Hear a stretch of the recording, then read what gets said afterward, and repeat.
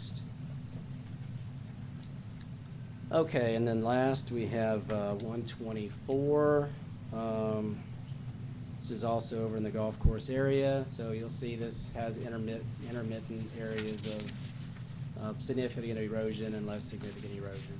So I think, again, Ed's comment, as well as those concerns of those areas may expand, and definitely having a contingency in there would be something to consider. So if you go to the last slide, this essentially has the top has the mixed solution. Again, you may just go ahead and increase the other areas, increase the high performance turf reinforcement matting, just to have a contingency there. The one thing I'll point out is, again, the littorals. We're not experts at littorals, but those numbers came from Lake Masters. So we looked at the number of littoral plantings that are required by the DO. Got at the cost for Lake Masters. I think that number is quite low, but that's straight from Lake Masters for that. So if you were to do the entire length as Armor Max, that's the area you see in the green, and on the top is to do a reduced version. You're looking at a cost savings of over $1 million, and now let's say that may be $750,000 once we balance out with some of the areas that could go back to more stringent. And again, that finished product would be consistent. And we're still pretty confident that the Armor Max is the ideal solution for those tier 1 difficulty areas. Yeah, we've looked at multiple products or methods in the past, and you start getting into the tubing and the things that are less aesthetic to folks. You get into the more hardened surface riprap areas, which get into more controversial, and then this seems to be we piloted various methods, and this seems to be what works the best for these types of problems that we're having. And from the existing lakes that we've installed the Armor Max, we're confident in the material costs. We're confident in the installation, the level of effort for the installation. Is there also some value engineering as we go through? That will depend on the vendors that we use, I'm sure, but there's probably some lesson learned. Yeah, no, that's a double-edged sword, because we've gone through our most recent field work, and that work was bid by the pre-qualified vendors.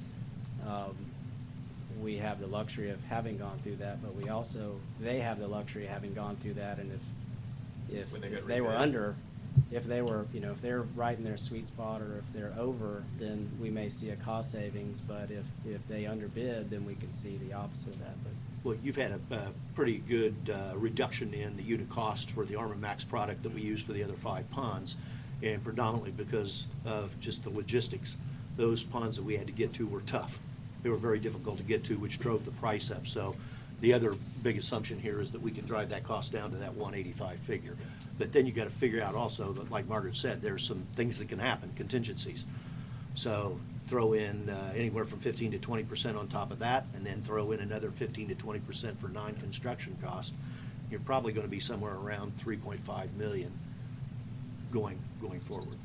Well, but I figured you probably put in a 30% variance just because of the unknowns. Makes it a little bit higher than. I was just really curious. Are we still confident about the product? Are we confident about the installation? And we're confident really around material costs moving forward. We're not going to get a spike in Armor Max or something. no, we don't see a spike. I mean, a lot of the material is outside of the Armor Max material. You're talking about sod, fill, and rock, and those are fairly consistent. And if you recall with the Armor Max, the district purchased that material directly, so you were able to buy in bulk. So you're able to get a reduced cost because of buying in bulk, and also you save the tax. So I don't see a significant cost increase in the material. I didn't count them, but did you do 8, or did you do 7? I don't know how many. We have eight ponds in that phase. I didn't count. I thought I counted 7 though. 8. No, where's 8? Okay. Mr. Dow? Thank you, Madam Chairman. Danny, I'm not going to go into the fact that the first group of contracts were considerably over the estimate. We all know that. But I am assuming, maybe I shouldn't, but I'm assuming that these numbers, these estimates take into account what our first group of contracts cost us. Is that so? Yes. My recollection is that from the first 6 million that we have approved, was approved by the state revolving fund, we have about $1.5 million left. Is that correct? Yes. Having come to that conclusion, I'm curious as to why we're in the neighborhood of $2 or, as Mr. Tinkle said, $3 million for this presentation instead of keeping it in the 1.5 that we still have, or understanding how we're going to proceed from here. Well, the direction that the board had for this presentation was to look at those remaining Of Group 1. of Group 1. And the discussion from that past meeting was to look at the alternatives to, to bring this down. To bring it down to the 1.5 to 1.5, you're basically going to be getting rid of lakes. Or you're going to be doing against what the board had mentioned at the last meeting, and that is having a finished product that is consistent with the work that's already been done, a consistent product throughout the lake, so, and even throughout the individual lakes. So there's not really much you can do here other than start either just cutting back and only dealing with the worst areas, or just cutting out lakes altogether. Why would you not recommend that, since we've gone through all of the preliminary work Well, to get to the point where we've got $1.5 million already on hand, so to speak? And if we exceed that amount, we're going to have to go through another whole series of processes. In other words, why are we not going to keep it within the 1.5 and take care of those lakes immediately while we work on it on a second round? Certainly, if board direction is to go and look at these and prioritize and see what we can do within that 1.5. The purpose of this presentation was to show all of those remaining lakes and what those costs would be for the full-blown versus the alternative. But if that direction is to go back and see how we can best spend that 1.5 million, we could certainly do that. So that's. I'll let it drop right there for now. Thank you, Madam Chairman. Mrs. Flaherty? Do I have any comments? I know, thank you, Danny, and I know this was informational to let us know what the possibilities are. I think I had a couple people that wanted to very briefly come up to the podium briefly. Well, Jim's coming up at one point to ask Danny. We're looking at probably in the ballpark of about 2 million additional to go over the 6 million to 8 million to fund all 8 of these. Yes. That's just an SRF loan modification. When does that paperwork have to be turned in? Well, to go that, because that kind of segues from what Mr. Guy was saying, Yeah. is the 6 is what, this board has approved and what has been submitted to SRF. But From SRF standpoint, that can certainly be increased, and basically that process, it's a matter of modifying the paperwork. The loan paperwork. But And it's but not I even. mean, it's what's the timeline that we have to do that? We can. Because I submit- understood they had a deadline that they Yeah, no, did that. the deadline is for a public hearing. That paperwork is the request for inclusion form. That's what it is. It does not have to go before the public hearing. I'll verify that, but it does not have to go before the public hearing. What has to go before the public hearing is the actual project. So the design has to go before the public hearing. But obviously, we want to get the money allocated first before we go and do all that. Yeah, and not to say that it's a formality, but in my experience, it's been more of a formality to submit that paperwork. As long as they have the funds available and you qualify, which you do, they're not going to turn you down for the increase from 6 to 8 million. Yeah, that was my question. So it's really based on the scope of work and the estimate aligned to that scope of work, not a request for a specific dollar amount. Right. No, we've already got a facility plan that approves all Yeah, this. okay, that's Yeah. what I want to make sure. I got two people that wanted to make brief comments. Oh, Bob, he said let you go first. Bob Geppert again, excuse me. Doug, I think what you asked was, when you have the Armor Max down, is it readily apparent to neighbors? Is it different from non-worked-on areas, high water or low water? And the answer to that in Pelican is it's very obvious. If you walk a pod, you know which has the Armor Max and you know which has, just regular, any other treatment. So it's very obvious. And has that created any issues? No, it hasn't, because we Okay. explained to the neighbors going in, Okay. these are the really bad areas, and we're gonna do such and such. Other areas, we're gonna do different things. So we've been able to mesh these very well without a complaint so far. And the second comment had to do with Ed's, or someone's, Lake Master's littorals. I think that's probably off by a factor of 4 or 5, just based on our experience with littorals. The cost. Oh, yeah, it's good. It's considerably worried. Again, depending on what you put in. But in our experience, we've been putting in a lot more than we thought. Thank you, Bob. The unit prices off? Because that's what, when we went to the conference. I just know what our littoral costs are running at. It's way above Yeah. $6,800. Yeah, they told us out at the conference we went to that $1 a plant installed is a very reasonable price now. Yeah, I was in that same one. Yeah, if you're putting in. I looked at many that, more- Ed, as whether you're buying or selling. When you're selling, it's $1. When you're buying, it's $4. Thank you, Bob.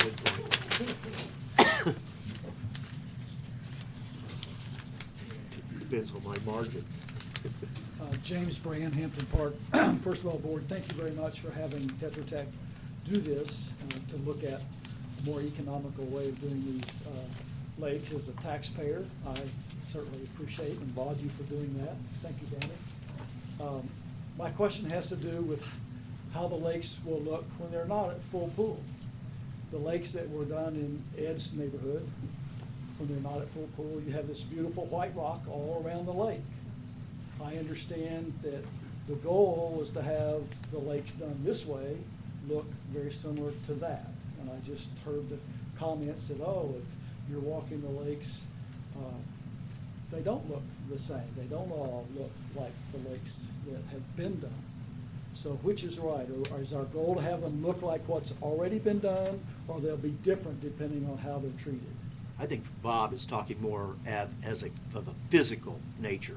I'm talking, and I thought Doug was responding to an aesthetic nature.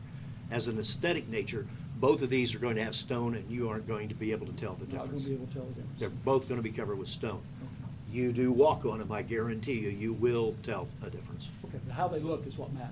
That was one of the points I was trying to make, Yeah. aesthetically, because regardless if I put Armor Max on your side or an alternative treatment, when we look at the lakes holistically, it should be the same aesthetically all the way around. It should be pleasing.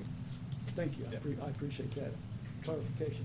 And I agree with the aesthetics. As you drive by on the road, oh, that looks great. It's all the same. So what So we really him- do is just put stone all the way and just be done. Yeah, well, but that's the problem. We did that Yeah, already. that's the It's been a problem. whole That was a lot joke, of by the way. our money. So the next question has to do with Hampton Park, and I know Hampton Park's not part of this project. But you all are gonna inspect Hampton Park again before you take maintenance over. So shouldn't you use the same kind of criteria in your takeover of a development as you do in a maintenance or a fix of existing lakes? Shouldn't the lakes in Hampton Park, once you take them over, look similar to all the lakes in the rest of Gateway? In previous discussions with Ed, the answer is, oh, no, they won't look like those. So my question is, consider that. Hampton Park is part of Gateway. Our lakes should be similar. Thank you very much. Thank you, Jim. All right, I'm gonna move on. We've got District Council. Yes, Madam Chairman, the item in the agenda 6B, and based upon recent communications that Mr. Mann has had with the Lee County Property Appraiser's Office, and also some communications with the City of Fort Myers, as evidenced by the email that I handed out to you today, that is no longer an issue. So that's been resolved. The initial position that was a lot split, which required replatting or some other activity, has been no longer a position taken by the property appraiser's office or the city of Fort Myers. So you're just My looking for a withdrawal is motion? recommended, my recommendation of withdrawing is, because it's a non-issue. And that just happened in the last day or so, so. I just wanted to bring it to the board's attention when I did receive it, get some action, but it's no longer, no action is needed at the present time. So, all right. Just a couple items I'd like to do on the validation proceeding. I appreciate everybody's good, hard work and efforts on that. The court entered a final judgment of validation on August 8th. There's a 30-day appeal period. When the 30-day appeal period runs and no appeal is filed, I get a certificate of no appeal. And then we can proceed with the agreement for the 20-year financing under the SRF agreement. So I appreciate everybody's efforts on that particular proceeding. On the Girl Scout building, I've had conversations with Robert Clements. He's with the Lee County Lands Section, and he was on vacation. I spoke with him yesterday. I was out of the office for 2 days.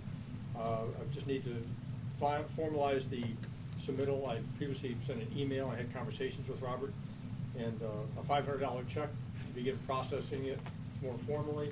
The staff, the request had been circulated to internally at Lee County, was comfortable with everything. So I just need to draft the language that I want to release it and give them a $500 check and ask them to please place it with the blue sheet as soon as possible. Okay. The Lennar letter, I received that late yesterday while I was on the road back from Tallahassee, so I've not had a chance to review it. I would suggest that if the board wishes to, it can place on the next agenda for some discussion and recommendations by staff. But, if the board wishes to discuss that further. And nothing further? Question, please. Yes, sir. Has Lee County accepted the roads? I have this week received from John Fredema the Lee County signed acceptance of the deed to attach to the deed that I'll have the chairman sign early next week so that I can deliver. And today I received an email. I have the additional Mylars. So the chairman does not know yet that I'm meeting with her next week to get these signed. I see, okay, we'll set that up before I leave. And none of that cheap champagne on the 8th either. No, the Corbel, we'll have the Corbel. Okay, I'll have the Corbel. Now, I would have brought the whiskey I got at the Corbel Distillery, but my wife dropped it. Just keep passing that. Yeah. She did. Forget that thought. The dog ate your homework. No, but that, so I received that from John Fredema, again, while I was out of town. John and I communicated by email, and I have that document signed by Mr. Manning to attach to the deed that I will then have the chairman sign. Yeah, a couple of questions for Tony. Thank you, Mr. Guy. And I think this would be properly addressed.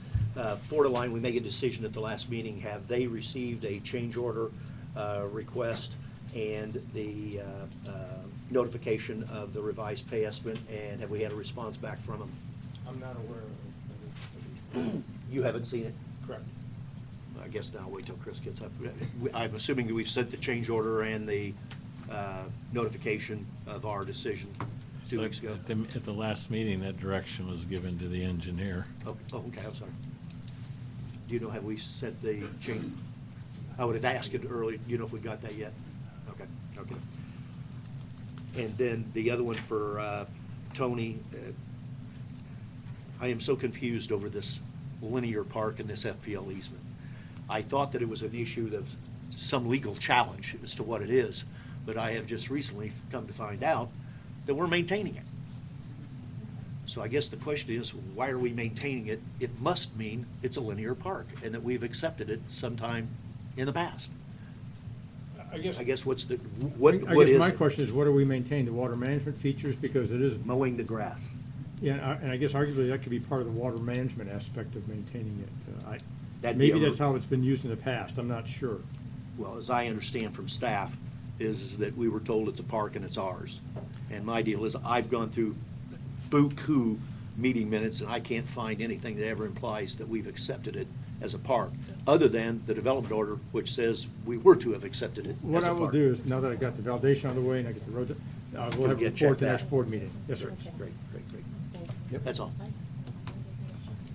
Thank you, Ed. Anybody else have any questions for Tony? No? Okay. Oh, he did a great job at the presentation at the bond validation.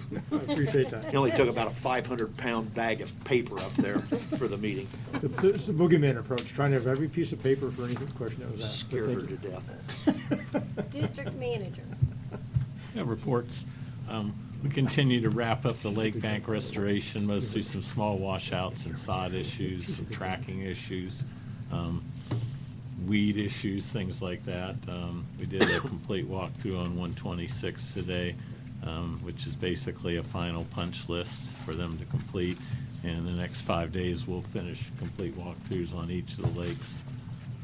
After that, those repairs are made, we'll process the final change orders and pay requests that would include the retainage. Yeah, and Chris, I know that you took a vested interest to going out and talking with residents around certain areas where there might be equipment or things brought in to make sure we had a presence there. I'm almost thinking too, for the lakes that were completed, we may want to just put a survey out just to get a pulse of how the residents that were impacted with that work, how they felt the vendors did, how they feel aesthetically, and just to get a pulse for nothing more than just lessons learned as we move forward into the next phase and the phase after that. If we can, because that voice of our residents is really critical into our future perception and just how we get stuff done. Well, one of the lessons we learned, and we knew it was coming. We knew it was coming, and that was this issue of people invading the LME with their irrigation systems. A lot of people, at least on my lake, 116, it was a minimal problem. Some of them on 126 just didn't get the message, and then we end up putting on Armamax, and then next thing you know, their heads pop up and it's underneath and it washes all out.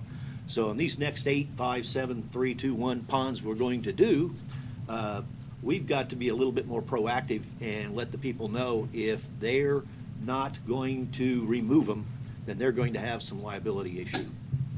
Because we can't continue to take, because on the next project, the contractor, we got him on this one. Next one, there'll be a change order or a much higher unit price if we can't convince him that we've solved this problem, because it is a nightmare for them. Okay.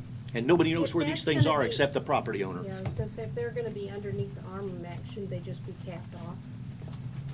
Well, your problem is that as we found, in a lot of these ponds, the backyards, these people went down, typically the irrigation piping down here is so shallow, it's not funny, 6, 8 inches, that's all they dig.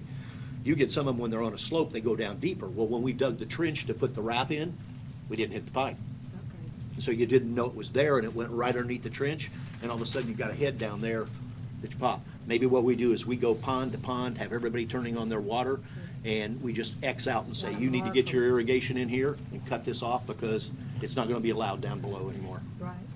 But that was a problem of a coordination that we gotta solve. That added cost, or will add cost to the next project. Ed, you didn't have your HOAs marked? We went out, we had a meeting in Gateway Greens with 3 and brought them in, but it's like everything else, until you go out there and start digging and putting pipe in somebody's yard or doing something, you only get the ones that are really active in the community. And we passed out the red ribbons and all that, and those people took them and it wasn't a problem. Yeah. But Yeah. 75%, 80% of the community didn't come. Some of them even They didn't just get get it. buried. All of ours were identified, but they went down and went for them. Our contractors went for the county. Yeah, your issue is if you can go in, and maybe that's a way we can also do it, is just to have the contractor turn on the irrigation system. But then you get in some liabilities. Yeah, that's exactly what. You get some liability issues. I'd much rather just throw it on the property owners, give them a notice and say, hey, show us, and if we have to have a person go around and check every one of them off, that they've got them off and plugged and, or out of the LME, it'll sure solve a lot of problems. But other than that, that's about the big one. Mr. Guy? Thank you. Chris, from what I'm reading, I am expecting that you are going to get some substantial invoices for this work very shortly. Correct. We've received a number of substantial $4.5 million invoices. or something like We're, that. we've paid out about $4 million. of Oh, that. you've paid out already. So that's really what I wanted to come around to. So the clock's running on our interest payments right now. Correct, and we cannot submit for reimbursement until the public hearing, the 30 days passes from the August 8th, but rest assured, on the 31st day. 9th, the 31st day, all those bills will be submitted to DEP for reimbursement. So the very first day that we can actually put that paperwork in, which when the bond validation concurs, we'll be ready to go. And we've already submitted the engineering portion and all that paperwork. Thank you very much. Thank you, Dan. So, and, Next. go ahead. We also issued this week a request for proposal for our utility rates, fees, and that's out on the street and to consultants.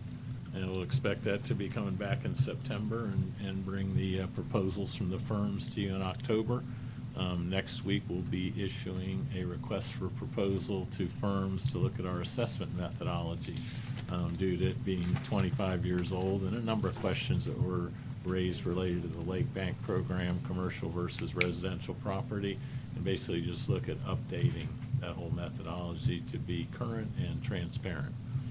We had small contingent, Mark Mora and Rita Davis. Mark's the chief of staff for the school board, came in and discussed the new high school, and they will be coming to your meeting on September 7th and making a presentation to the board and asking for the board's input, and they're very interested in the community's input from potential employers for vocational programs and curriculum. So they try to get the community very much involved with a lot of the issues, parking being one, queuing up for the school, others bus, and there's some other issues too, with walls and pertinent to construction, but they'll be here to make their presentation and listen to what you folks have to say. And I think it was really important. I mean, I'm really proud of this board for getting engaged in that process early, having representation by multiple board members, and Chris, you attending that, because I think now we're getting pulled into those meetings, and exactly at least what my expectation was, is that if we showed an interest and we got engaged when it came down to development and build out, that we would have a seat at the table to make sure that we're looking out for the best interest of our community and all of our residents. So, and I think that's happening, so that's really good. Chris, would you give an update on business manager, that position? Well, we've received about 50 resumes. We have 5 on our short list, and we'll be starting interviews the first of next week. Thank you. I guess that brings us to Public Works Manager.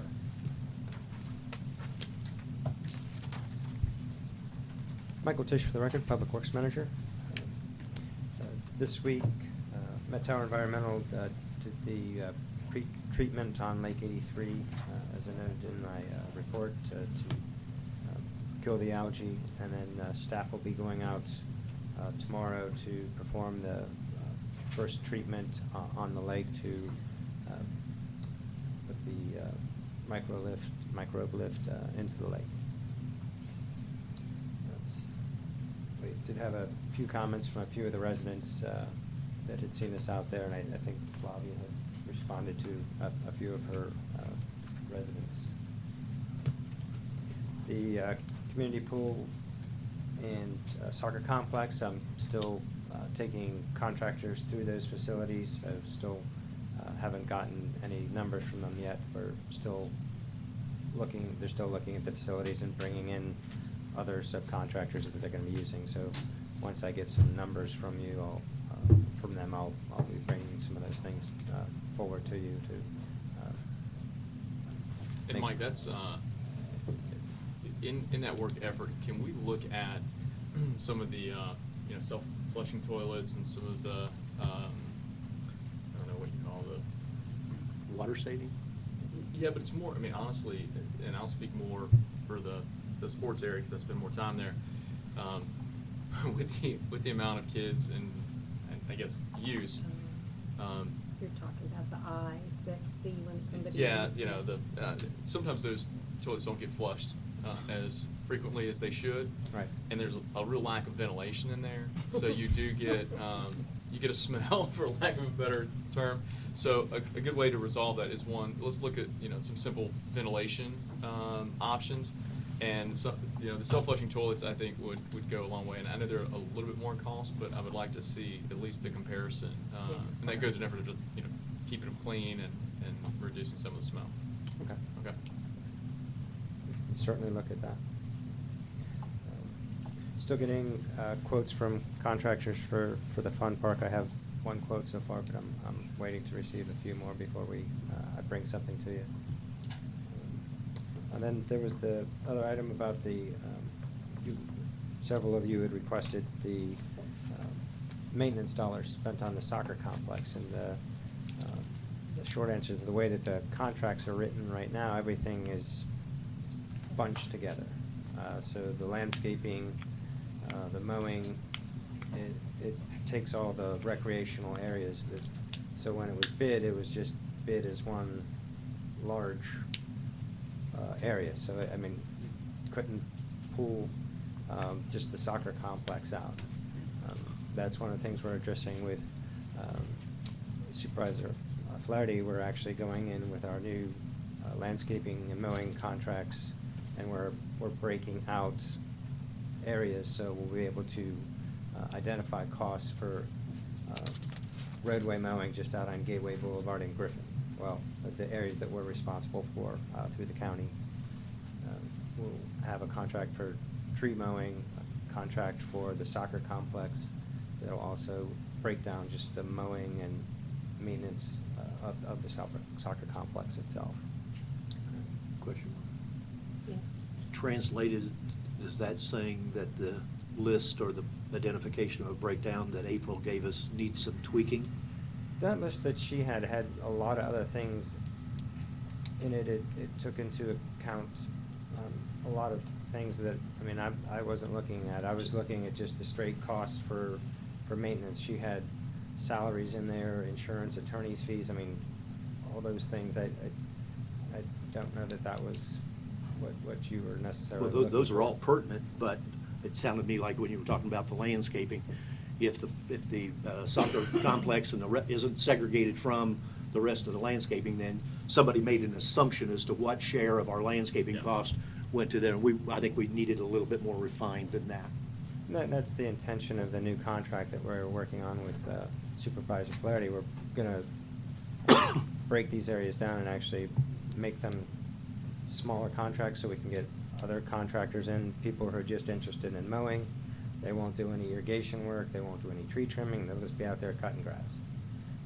The guys that do the soccer complex are gonna be specialized. They are gonna be people that do stuff like golf Bermuda. courses. That grass out there takes, someone with quite a bit of knowledge to maintain it and keep it in the shape that it's in. May I ask one question? Certainly.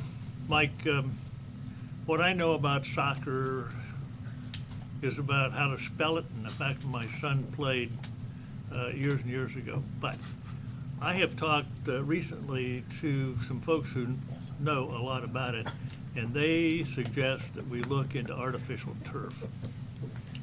Wow.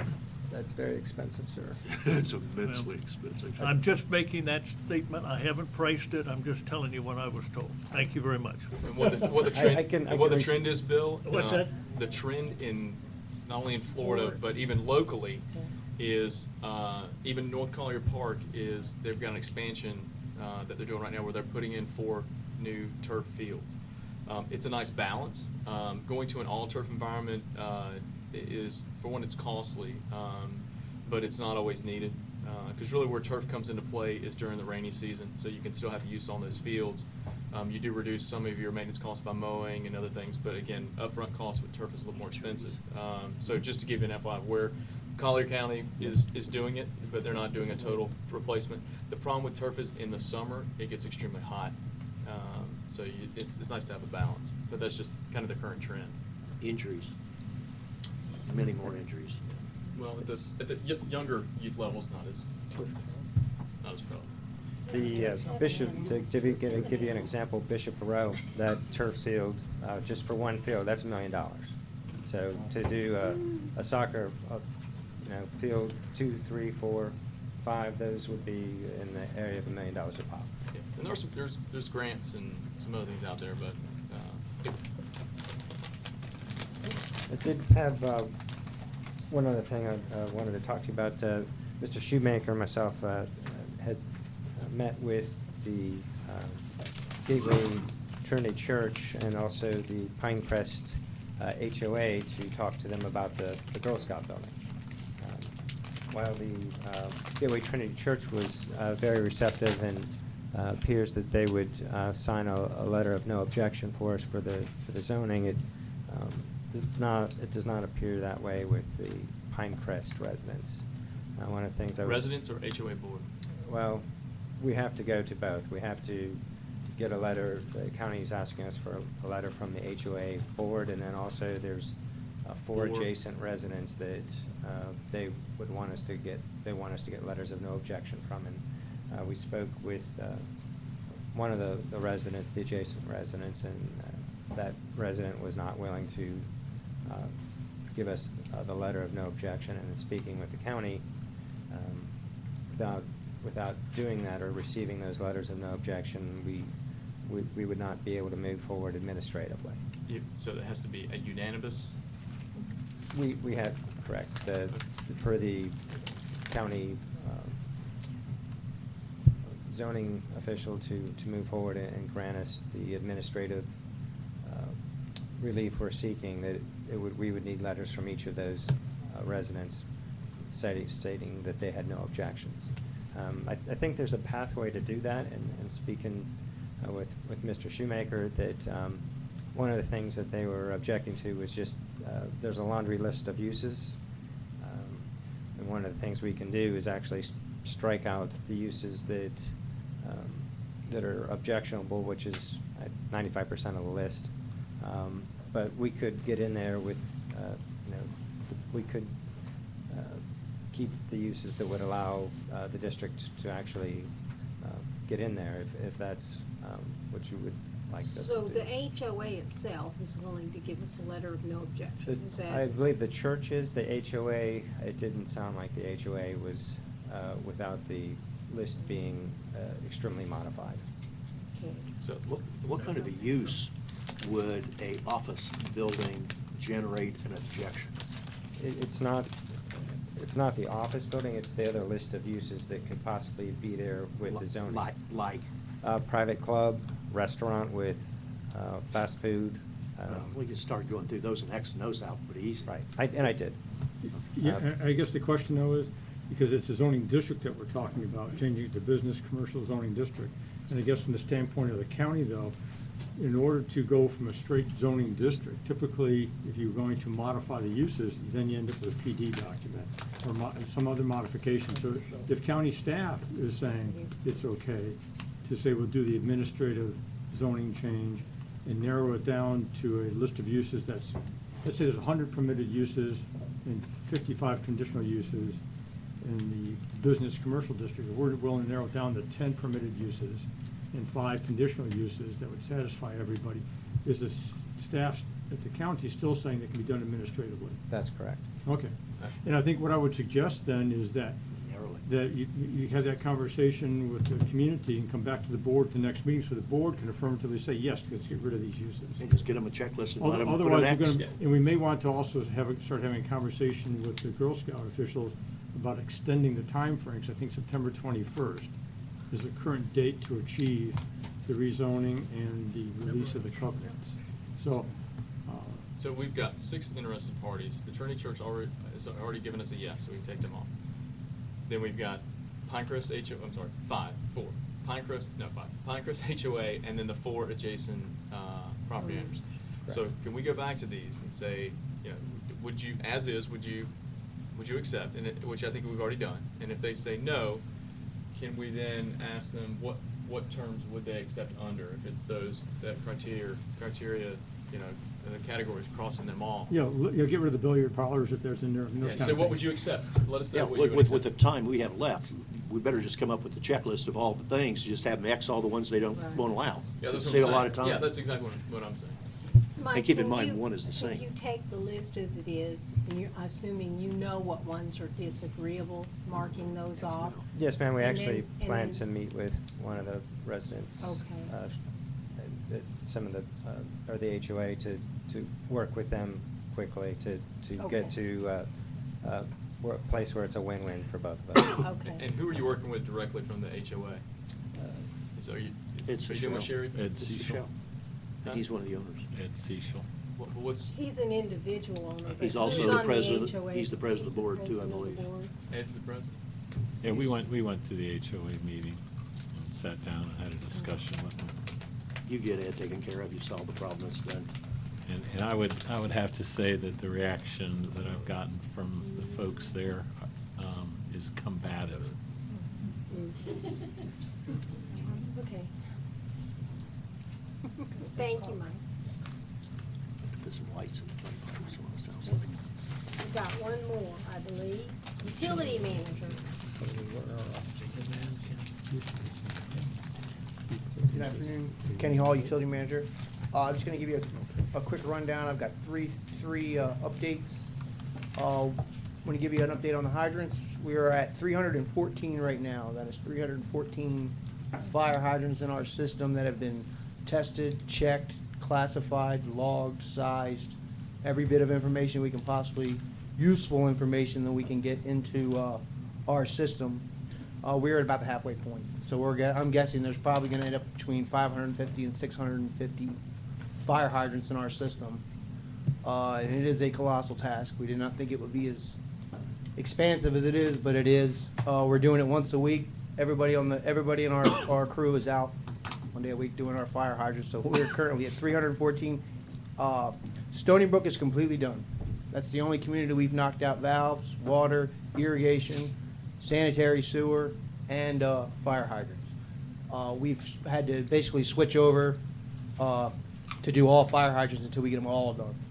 Till we find out what's out there. We're really trying to get classified the older 1990 and below models and find out exactly what we have and what we're going to do with them when they start, especially on Gateway Boulevard. If we start having issues with them, it's going to be a big. What's your big to-do. guess on percentage of how many of those have restraint issues of the 314? 314, we're probably looking at about, I would say anywhere between 50 and 60. Percent or total? Yeah. Of the 314, the majority of the ones that we found below 1990 were actually Mahogany Run. We're Or actually what? Mahogany. In Mahogany. There's a lot, Oh. that whole chunk there of Mahogany they're all 87, 88, 89, and then the Gateway Boulevard and Griffin Drive. So they're needing restraint. Yeah. And So- Waterford Village, any of the older ones Waterford Village is another prime example where they're all 1988, 1987. I'm just trying to get a handle. So of the 89. 314, you're saying around maybe 60 have to be So far. restrained. Yeah. So you're looking at maybe 300 grand right there. Yeah, if there's a problem. Yeah. Yeah, I mean, say, the fire hydrant could sit there for 50 years and you never have a problem out of it. It's the problem is when it starts to go bad and getting the parts for it or replacing it or how we go about doing that. Same with the irrigation system. We're taking the painting, the roof estimates. I haven't had any roof estimates yet. I've got right now 3 painting estimates with 2 more to come. And we'll be sitting down with BCI for the upcoming SCADA. For the 2018 budget, we're going to be adding another chunk of we're going to do wells this year. So we're going to be adding all the well system onto our irrigation system, which gives us an extreme degree of command and control, where we can run those wells remotely, wherever we are, whoever, usually the person on call is the one in charge of monitoring it. And another thing, when we add those onto the system, we'll be able to get historical data, start tracking it all, and getting that into our system, which will be a really nice feature once it's done, updated, and running like it should be. And I just want to give you a quick number on the AMIs for August. So far, we're on the 17th. We've had 143 issues on general call-outs ranging from checking for a leak, a stuck meter, emergency calls.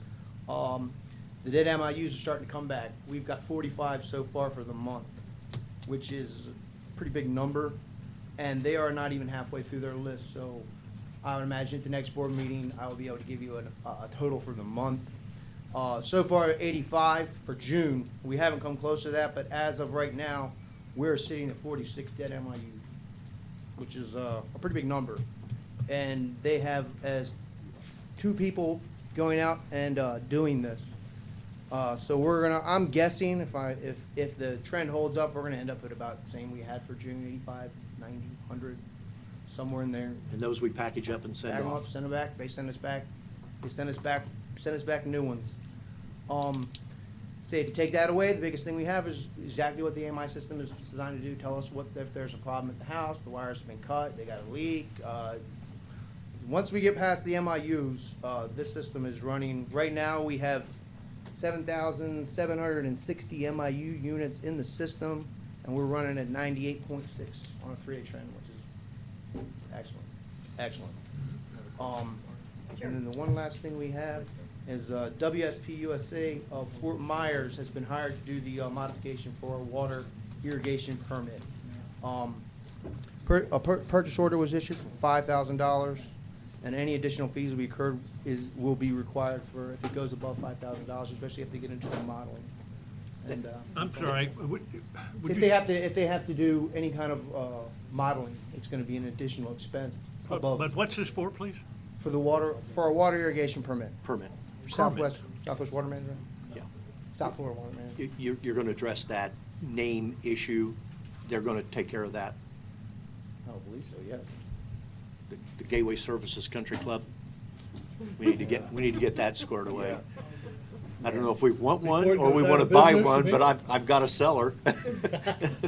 Mr. Banks, you had a question? Hey, Kenny, real quick, with the fire hydrants, is that a maintenance task, or are you out there identifying and logging locations? It should be a maintenance task, maybe once a year. The way we're doing it now and the way we're classifying everything, I'm telling everybody that we're only gonna have to do this once. Once we get it all right, we get all the information, that's it. We got it. But you have And a then log of where. every and fire we've got- hydrant, everything. Turnkey operation. Yeah, we have dates, the date it was, the date of the stamp, the date of the hydrant, the make, you know, the whole, everything. And, identification, so anybody that could take the information and look at it and generally find out, you know, you'll know exactly where that Is that on the fire GIS? hydrant is. And we're doing it per community. Okay. So every community will have a total count. Margaret, one question. Go ahead. How many meters are left? By USA's reckoning, 9. By 9 to my go? reckoning, from what we have, I have a list that I got today, and there's about 26 of them on here. That haven't been But changed? They know How did- the verification process is a bit sketchy, but we're looking at no more than 10, 11 left total. Total. We're getting there. Or- Yes, in our Which comes lifetime, first, in our the lifetime. project or the road turnover? The problem is That was me. the contractor. They're hit and miss. They come, they go, they go. And we finally, we put I told them Wednesday that they're not just showing up. They're gonna call us, let us know when they're gonna be available, how much time they're gonna be available. Terry Hanlon does it, and they're gonna work with Terry. I said, Terry's not stopping everything he's doing when you decide to show up. So they've given us a time, and this is what we're gonna do. And they have a terrible employee. They've just a terrible employee turnover. We've had this. I think we're on number 9. Wow. And they all come out and they ask for the same thing. Can we have a parts list? Can you show us where it is? You know, and then next week it's another guy, and then we can have a parts list. Can you show us where it is? And we're finally to the We point gotta where go it do just. something about that. It's- Don't ask me because you ain't gonna like the answer. Thank you. That moves us to the consent agenda. We have 2 consent agenda items. Does anybody have one they want to pull? Okay, anybody else? Go ahead, Kathy, and then I'll ask for a motion. Okay, there's no,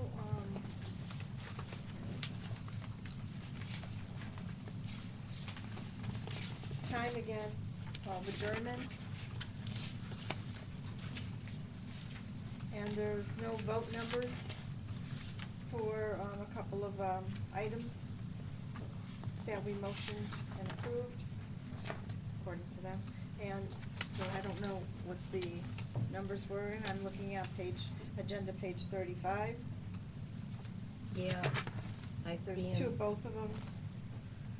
It looks like there's more than just that. Yeah, there is.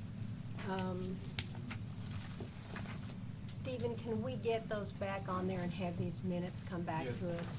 I did ask about the time of adjournment, and Marilyn mentioned to me that unless we say it on at the end, there's nothing on the recording that shows the time. Okay. So we just have to either, I remember at the end to send her an email or we make a note. We'll say it out loud, so it's on the tape from now on.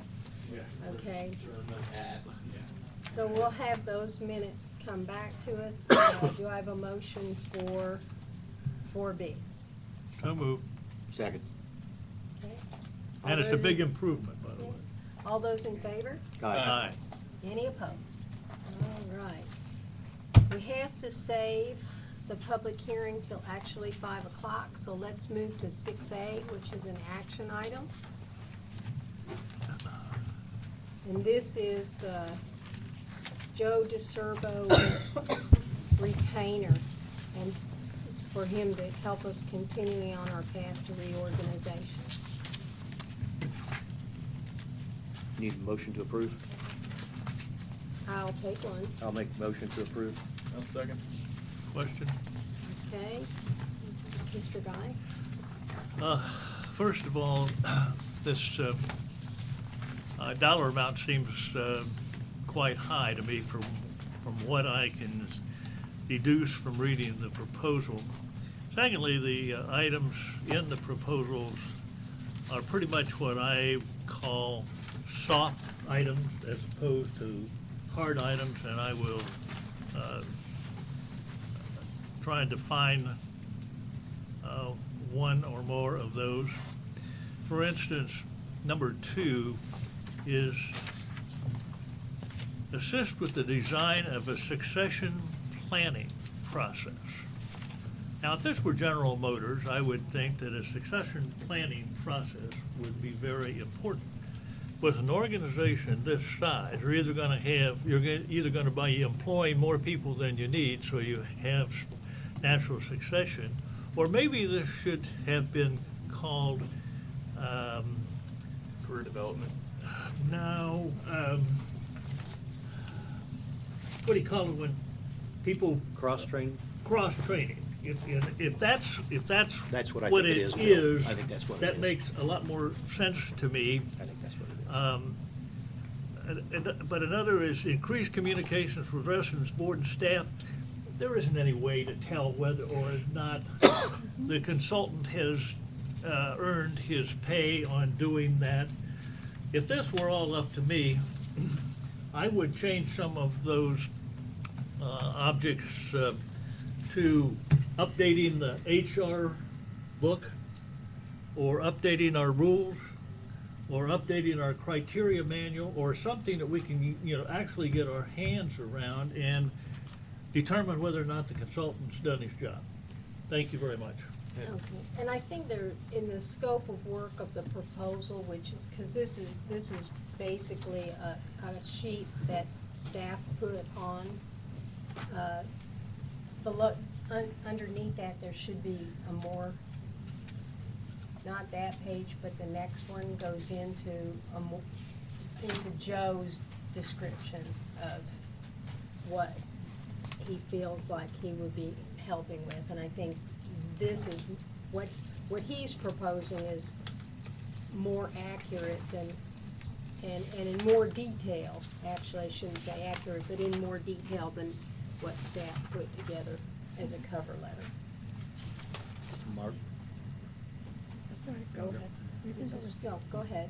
All right, I'm going to also go along with Mr. Guy about the money amount, because that's a total of $11,400 for that span. And then I'm going to ask Mr. Bloom where this money will come from. We'll have to take it out of contingency. Okay. There is a $5,000 professional services line item in the budget for the general fund, and then the rest contingency. Okay, thank you. I think that the staff we have, the management that we have, probably could find their way through all this and not have the need necessity. But we're in the middle of so many things going on right now, it isn't going to happen. We got so many things that they have to do that's day in, day out, needed and necessary, that these type of things, they need some help, in my opinion, with, get them done. Because they do need to be done, and Bill, I do believe it's cross-training is what they're referring to. And we've got a real exposure there, as we have found out just recently on some issues upstairs in the good old hot box.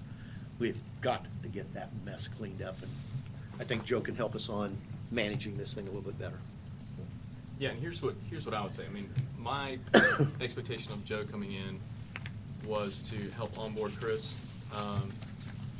And I even think at this point, I'm assuming that Chris is doing everything that he can to do his job, and all signs say that he's doing a great job.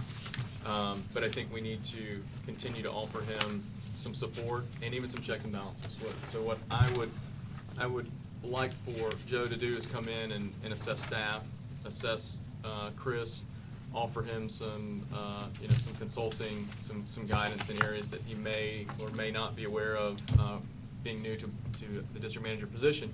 But I do agree with Bill that there needs to be, some of it is just consulting, and those are soft costs. That's being there to set up meetings with Chris to go through day-to-day and, help him with guidance and whatever. But I think there is a portion of it that needs to be hard trackable items, like aligning them to an assessment of staff. Whether you call it a cross-training or staff optimization, whatever that is. And I would limit this contract to 6 months. I would go from now until, let's say, end of January, as opposed to all the way to September, from September to August, just because that aligns us with the end of our fiscal year. And I think 6 months should be an optimal amount of time at this level of engagement to work with Chris to get him where he needs to be, to get the staff Our support. fiscal year is October, isn't it? Yeah. So it's So October to September. October. Yeah, this is for 1 year, and that was, I know, his intent. October 1st is. Our fiscal year. Well, Yeah. I was just looking at it from when Chris was coming on board to the end of this year, but I don't know necessarily that I would go agree with an actual full 12-year engagement. I would maybe 12 do, months. I'm sorry, 12 months. Sorry, 12 months. I would probably look at 6 months with an option to renew, or we'll just re-engage with a separate contract. So what I'd like to do before I would vote in favor of this agreement is probably revise it slightly to include. I don't know that 6 months is really enough. I don't I mean, either. because we keep stumbling our way through becoming the organization that we want to be. And really, without Joe's guidance, I don't think that we'll get where we want to be. And my feeling is that this isn't going to be money thrown away. This is going to be money well spent. No, and I agree with you in And we've still in got majority of another. that. And I'm not saying that it wouldn't take 12 months. I'm just saying I would rather start with 6 and then renew it for another 6 based on what the output that we're seeing, than just go ahead and sign a year contract. And I'm in favor of this, so that's my position.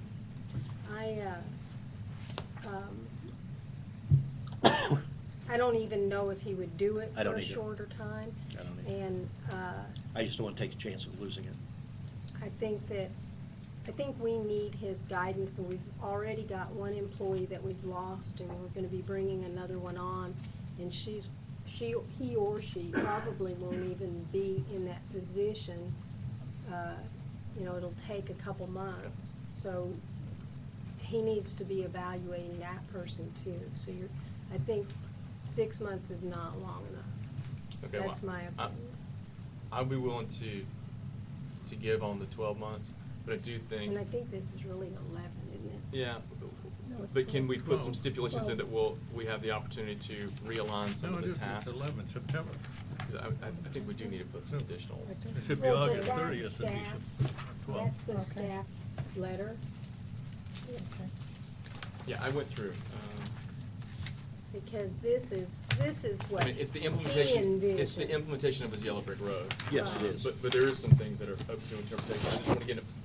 I don't want us to get at the end of this and say, "Gosh, we didn't get out of it what we thought we would." So And- I just want to have some control on our side. One other aspect too, you have a 60-day termination ability.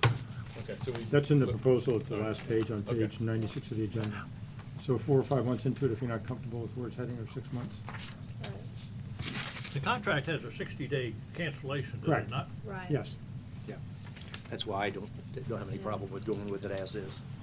And We've got I- a ton of stuff to And do. I think Mhm. Joe is the type of person that if there's anything that we want to ask him to include, or will you help us with this, I don't see him saying, no, I ain't doing that. Yeah, I mean, Because he sees what we're trying to accomplish.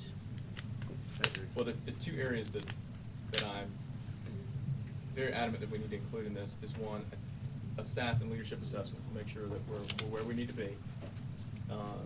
And then, if Joe can provide some leadership development, whether it's directly or indirectly, I think that would be something too. So how do we go about adding to this, or is that something we can do after the fact? I don't know whether we Joe? couldn't just indicate to him it's approved subject to that he acknowledges those two other items are added to the task. Yeah. Just be done with it. I wrote down one, staff and leadership development, what was the other one? And the other one is really staff assessment. Yeah, one way to do it is to convey that to him, then he can revise this, because he probably has this in his system, and then just send it back signed. So the motion is we approve this condition upon receiving back from him these two. Revised scope of work. Revised scope of work with these two additional items. I'll redo the motion. You agree with that? I do agree with that. Second? Yes, I agree with that. Because you were the Re-second, first. yeah. Thought I lost you. Okay. Anybody have any other comments they'd like to make on this? I'll call for a vote. All in favor? Aye. Aye. Any opposed? Aye. 4-1. All right. That moves us to 6B. Contract approval, Phase 2 Pelican Reserve Aerator Project. Does anybody, since we've heard from Mr. Gephardt earlier, do I have a motion? On the basis that we do have the engineering letter, I'll make, And he did. I have it here with the packet. I make the motion to approve. Second. Okay, any discussion? All those in favor? Aye. Any opposed? Oh, I had a question, I'm sorry. Okay, We're changing the amount, right, to 329,008.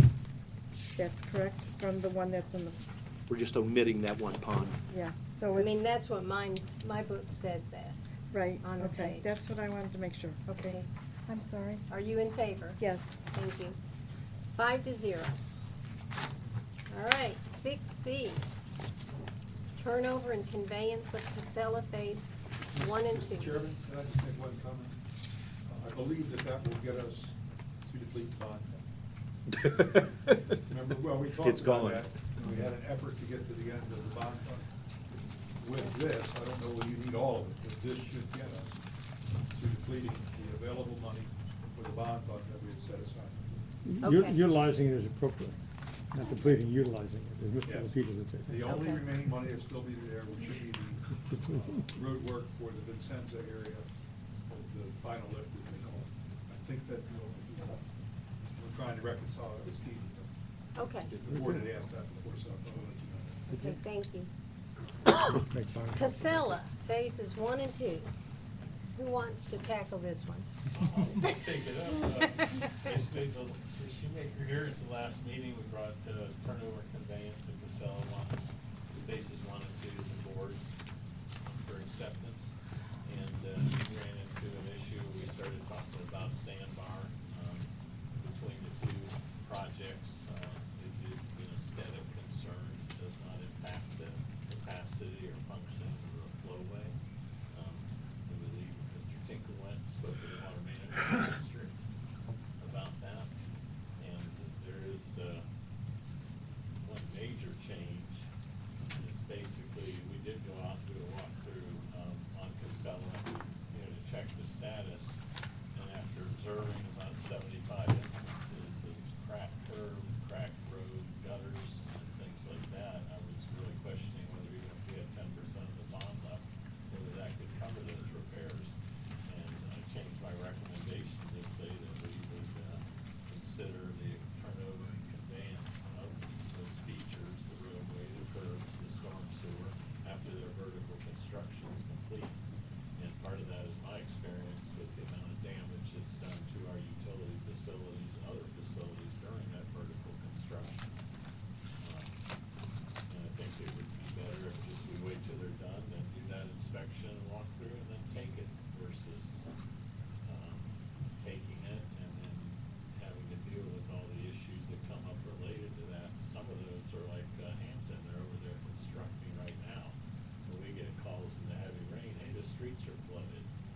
streets are flooding because the construction crews have the storm drains sealed off with Veriflex, so all the dirt doesn't go down the storm drains.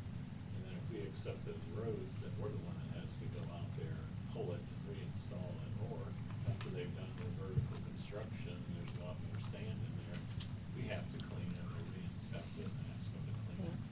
But there's a lot of negative impacts to the facilities during that vertical construction. Any comments from anybody or questions for Chris? Oh, I do. May I? Yes, you may. Chris, unfair question, but do you have any idea how soon construction will be finished there? In Casella, they're on their last fourplex right now, so I would imagine in the next 30 days or so. 30 days?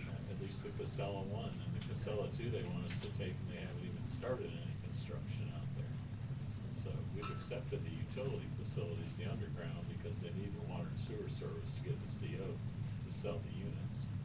However, they don't need that turnover to us to sell the units on the storm sewer and the roads and even landscaping, if you wanted to look at that. I guess I didn't ask the question properly because your answer didn't quite do it. We have a item to accept or not accept Casella phases 1 and 2, and they are together in this agenda. Now, you're telling me Casella 1 should be finished in 30 days, is that so? I would guess that just by the amount of. Well, let's say 45 then. If the construction of Casella 1 was finished in 45, and all of the infrastructure was checked out and brought up to snuff, would you be in favor of accepting Casella 1 by itself at the end of 45 days and Yes. okay, but Casella 2, they haven't even started yet, so that's going to be possibly years. Is that so? Yes, sir. How do you get to the two? It goes back to a cul-de-sac and goes left and So right. there's no. They're not connected. Okay, so there's no potential damage to one as a result of construction on two? No. Okay. Can we separate, can we logically separate those Yeah. two? Yes, sir. Yeah. Correct. I agree with that. Criteria manual allows us to accept in phases, review in phases, so yes, we could. Well, I want to be fair to WCI, although I don't think they've always been fair to us. And I will elaborate on that if Mr. Mann wants me to. But nonetheless, would the rest of the board think it appropriate to agree to accept Casella 1 in 45 days or so after the At completion Of the with punch an list. inspection and the punch inspection list and being everything? I completed. got a couple of questions about it, but yes, in general, I think I could go along with that. Please. Yeah, I think, what is the timeline for the final lift on how it's been done? I have to ask the contractor. Would Casella 1, in my opinion, Casella, because I've been out there way more than I've wanted to in the last 2 weeks, when they finish that, and I agree with you, I don't see why it would take any more than 30 days. But Casella 1 could have the final lift, and the curbs that are chewed up out there and any of the other things that are associated with it could easily be done, and I wouldn't have any problem accepting that, probably at the curve of the radius, where they come in and go around. Because trucks that are going into Casella 2 are going to go around, so I wouldn't take that cul-de-sac in the middle, but I'd take everything to the east. So I could see that. Then the second question would be, what is our dollar ramification, or let's go the other way. If we would accept, let's say Casella 2, okay? No vertical construction whatsoever. And during that construction period, we get all that debris and junk into the storm sewers. How is that taken care of relative to, who pays for it? Oh, we asked the Since we've contractor- accepted it. Well, we asked the contractor to do it under a warranty period if it was a warranty item. Claiming that out, it would depend, I guess, where the debris came from. They say it would be natural. So then we could accept Casella 2 without vertical and still have a leverage to cover things like all the broken curbs and all that stuff? Because that's where my concern is, and I think that's what Chris is saying, is that a lot of stuff happens during that construction period, and I'm assuming that unless they had a really bad contractor, Casella One was built correctly.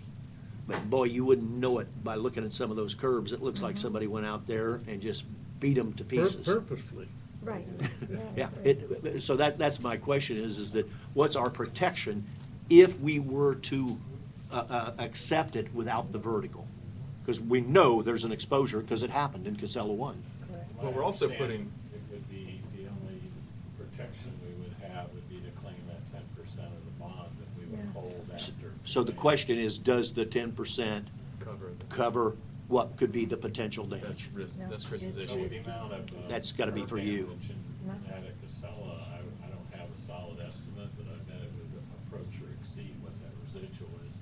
And one thing we're starting to pick up from the residents out there too is they'll have a section of curb that'll come next to their driveway, a little flap, and the curb's cracked. Well, it's causing that flap on their driveway to crack. And I had one of the residents came up and said, well, it's your curb that's cracking. You're gonna fix my driveway because your curb cracked is what made my driveway fall out at the end. And I was like. Right now, she picked the wrong pronoun. Yeah, if I may, Madam Chairman, just one thought, and it's more of the nature of a question. The city of Fort Myers requires various bonding, probably requirements when vertical construction goes up, and maybe not. And I guess, I don't know if they'd be of any help, that before they issue any certificates of occupancy, they would require any of the curbing or sidewalks adjacent to the units for which the CO is being requested to be repaired and brought up to standards. And again, I don't know if they'd be willing to do that. We've not had the best of luck in the past dealing with them cooperating in the building phase. I think typically it's been once we've accepted the infrastructure, they approve the vertical. You're talking and City of Fort Myers. City of Fort But this Myers. is not in the city of Fort Myers. Okay, this is the county. Well, the Yes. county, the same thing. If we have the county issue, if the county was willing to cooperate and not issue certificates of compliance or certificates of occupancy until such time as the damaged infrastructure, maybe that might be a way, because I wouldn't rely on that. I wouldn't, and once again, if we get Yeah, that assurance, but if the exactly. dollars that Chris is seeing in Casella One indicate that, it's gonna exceed the 10%, and it's probably gonna exceed that in Casella Two. Why can't we just I increase guess- the bond? Well, the permit criteria manual talks about 110%. And I guess what we could say is we will accept it, but based upon your track record, we want you to post an additional 10% of the construction cost to account for these additional damage to the infrastructure. Potential liability. Yeah, and I can look at the permit criteria manual to see if that possibility is there, but I like Chris could go said, with that. we can accept it in phases if we wish. The board can, and they don't have to. And I can look at with Chris and Danny whether or not we can accept it in phases with additional protections in addition to the warranty, like an additional bond amount. But your concern is, and I agree with you, storm sewer and the potential of that stuff getting into during the construction, which is a liability for us to accept and clean, and then the damage to the road structure itself. Those are the two issues. I could go along with Tony if that additional bond, and then we could accept it, and then have coverage. We'll research and bring it back If the it's next allowed. board meeting as to that. Not ready to do that today, but that's something to look at.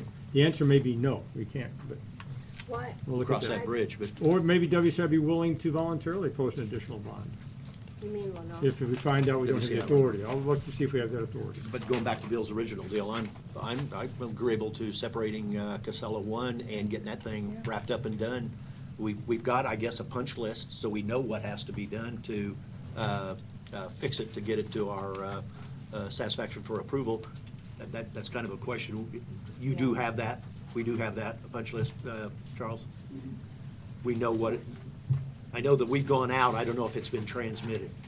Chris, did we transmit that punch list you came up with to WCI Well, Lenore? this is all just done in the last week. Most of the punch list is these turnovers have taken, they might have been submitted at Tony 6 months ago or 8 months ago. The punch list, punch list items were provided us a long time ago. I mean, keep in mind, these submittals originally went in 2015 and early 2016, and all those items were done. We have some new items that just came up with the memo dated today. But in terms of the separation, I'm being told these are permitted together everywhere, city, bonds, everything's tied together, so it's not really an option for us to separate them out from that standpoint. In other words, That's the end of that. Why is it not, I mean, I guess the question is, you're asking for our acceptance, you're not asking for the city or the counties. And if we can accept a project in phase, we can do it in phases. yes, but we cannot sit there and let half of that other permit sit there without a maintenance entity in place on otherwise constructed infrastructure. So we would be forced, I mean, in theory, could we give you Casella 1 and have to find some other option for Casella 2? Yes, but that makes no sense to me personally. We're not talking about the city or county issues, Charles, we're talking about the district's issues. The district has the ability to do it in phases. If you have to take additional steps for the city and or county, my opinion is that's the developer's. Right, and I'm telling you, that's not an option for us, unfortunately. It's Why is it able- not, why is it not an option? Because we're not able to let, as Mr. McMurray pointed out in his letter, we're not an acceptable maintenance entity till build out. As Supervisor Guy asked. We're not, once again, we're not, I don't believe the board is saying that you're the maintenance entity until build out. If the question is to separate them, and I believe Supervisor Guy was asking about phase 2, it's about a 2-year build out is what I was told. So that's the time period on phase 2. With respect to phase 1, Mr. Shoemaker may be correct. I actually don't know, 30 days, 45 days, I'm not sure. But it's a 2-year time period for phase 2. The Casella 2 infrastructure are permitted together. Everything's tied together. So in our mind, we have an obligation. Now, this board may say that's your problem, not our obligation. That's fine. But we still have to fix it, which means we will have to find an entity to maintain and turn over Casella 2 in the interim. So I'm not suggesting it's necessarily your problem, but I'm telling you it's not an option for us to do it that way. Who's been the entity that's been doing it up to this point? And that's been Lennar, and that's sort of the crux of the problem I sort of referenced earlier. That's not really acceptable. We have built these things. For example, the water management system, I believe, was certified as complete in April. Now, the district hasn't come down on anybody, but you technically are supposed to have that in the operating entity in 30 days. So if, let's say, we were in an HOA and there was no CDD, that would have been done last April. Now, to the extent we have sandbar issues, punch list items, warranty issues, defect issues, we'd still have to address and fix those. And you know, if the bond, if the 10% isn't enough and we can document that, that's something we could consider to give the district the protections that you discussed. What you mentioned earlier about those protections, that's not controversial or objectionable to Lennar, but waiting is simply not an option. And Mr. Pierce may disagree with me, but our position clearly is we are not able to do that. Why, and let me ask, Mhm. you say it's not acceptable. Correct. Who is it not acceptable to?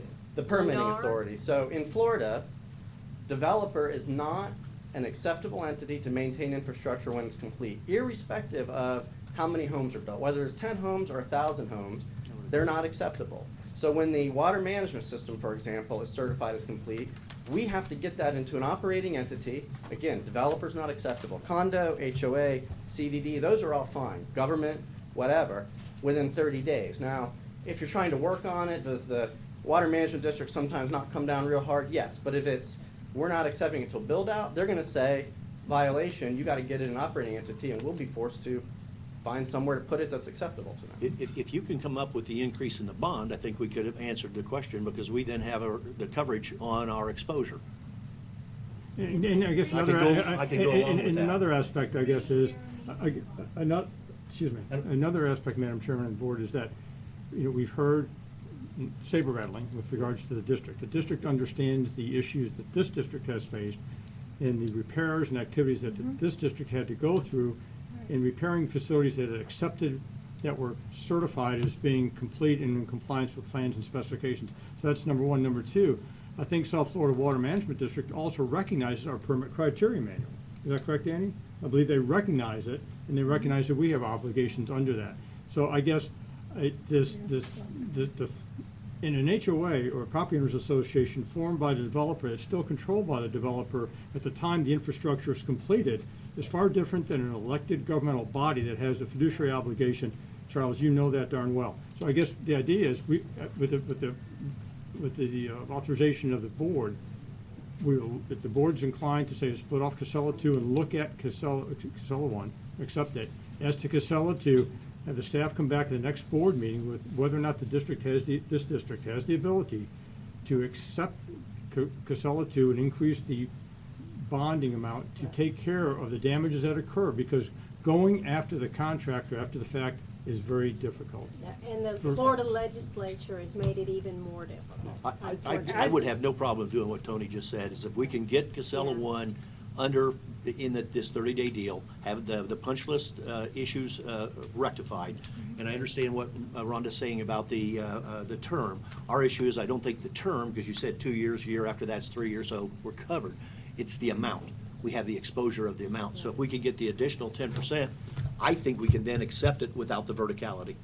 All of it, meaning? Yes. Okay, because again, we are not offering it and we're not able to. I'm not saying we're not willing, Tony can disagree, but my advice to my client, what they believe, is we are not able to do that. So we are not offering one by itself, because we're unable, in our view, respectfully, to turn that over by itself. So it's Move gotta to be table one or this two. item, Madam Chairman. Even if we could table it to the next board meeting, so we have a Yeah. definite time certain. Exactly. And I'm also, just for the record, this has been tabled a lot of our items haven't been on here, and again, many of these are 2 years old. I feel it's unfair, we tabled it last time for an issue which was now resolved, now another issue, I feel like, and my client probably feels in 2 weeks, it's gonna get tabled again, because there's gonna be some other things, so. Charles, can we get a indication affirmatively, hopefully, that if we take it all, which is what you're asking for, because you can't supposedly separate it, if we take it all, can we get that 10% bond increase? Because I think that will go a long way to giving us an option that we can agree to. I'm just the lawyer, so I probably am not in a position to actually do that, but what I would ask is if I go explore that, because, I mean, I understand what you're saying there. I'm gonna stop right here, because the item has been tabled. I think that Well, the if you motion's have. been made and Well, it's seconded. I don't been know if it's been motioned. voted Yeah. on yet. We need the answer. This is, And I I- agree, we're just gonna kick the can down the road at the next meeting if we In don't. all We fairness, have if a we're second. tabling it for 1 week. for Mr. one Mann, issue- excuse me, the chairman is in charge of the meeting. I have a request to table it to the next meeting And a second. in a second, and That the preferential motion should be voted on Yeah. immediately. so I'm gonna ask for a vote on tabling this. Aye. All in favor? Aye. Aye. Any opposed? Aye. Can we have a recess? Yes, we can, till 5 o'clock, because that's when the public hearing I'll will work on start. that idea about the increased bonds.